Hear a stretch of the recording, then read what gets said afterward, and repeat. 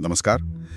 आज हम थार रेगिस्तान के बीच बसे गांव कुलधरा की कहानी की थोड़ी गहराई में उतरेंगे। एक ऐसी जगह जिसके बारे में कहते हैं कि वो 300 सालों से वीरान पड़ी है, और वजह एक शराब। हाँ, कुलधरा नाम सुनते ही एक अजीब सा रहस्य महसूस होता है ना? बिल्कुल।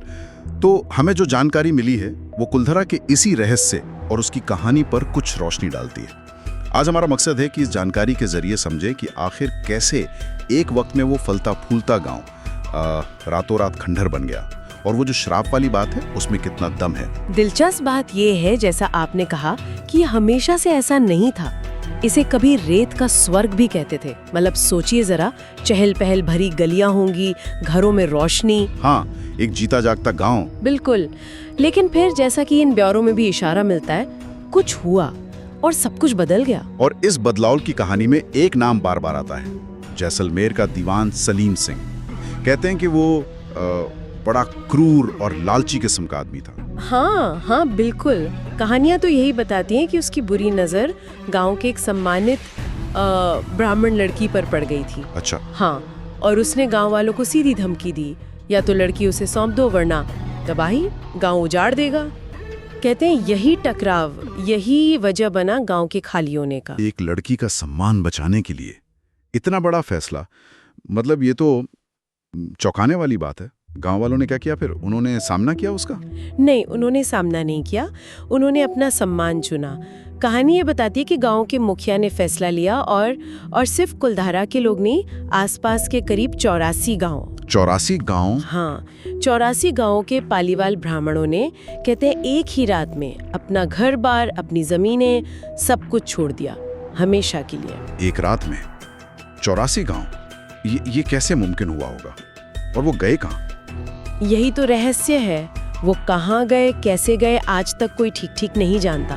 बस चले गए। अविश्वसनीय। और जाते जाते वो कुछ छोड़ गए थे ना, वो श्राप वाली बात। हाँ, बिल्कुल। वो छोड़ गए एक श्राप। कहते हैं उन्होंने कहा था, यहाँ अब कोई दोबारा नहीं बस पाएगा, और जो कोई भी यहाँ बसने की कोशिश करेगा वो मिट जाएगा। यही श्राप कुलधरा की वीरानी की सबसे बड़ी वजह माना जाता है। अक्सर ऐसी मान्यताएं उन जगहों से जुड़ जाती हैं जहाँ कोई बड़ा अन्याय या दुखद घटना हुई हो। आज भी वो जगह, वो तो भारतीय पुरातत्व सर्वेक्षण मतलब ASI की देखरेख में है ना, हमारी धरोहर है वो। हाँ, वो संरक्षित स्थल है। लेकिन इसे एक हॉन्टेड साइट भी कहते हैं लोग, मतलब भुताह जगह। क्या वाकई वहाँ कुछ अजीब होता है? जो जानकारी मिली है उसमें कुछ है ऐसा? देखिए, दावे तो बहुत है। इन स्रोतों में भी जिक्र आता है कि कई लोगों ने वहां रात रुकने की कोशिश की पर कामयाब नहीं हुए।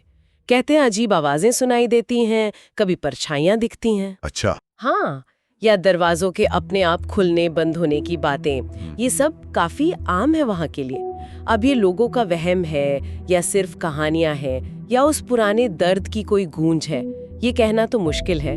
पर ये बातें रहस्य को और गहरा जरूर कर देती हैं। तो अगर हम सार देखें, जो जानकारी हमारे पास है, उससे तो यही लगता है कि दीवान सलीम सिंह की वो ज्यादती, फिर पालीवाल ब्राह्मणों का अपने आत्मसम्मान के लिए वो सामूहिक पलायन, और जाते जाते उनका दिया हुआ वो श्राप, ये सब कुलधरा की कहानी के मुख्य हिस्से हैं। सही कहा। और आज भी वहाँ जो लोग महसूस करते हैं, वो कथित अजीबोगरीब घटनाएं, वो इस रहस्य को जिंदा रखे हुए हैं। बिल्कुल।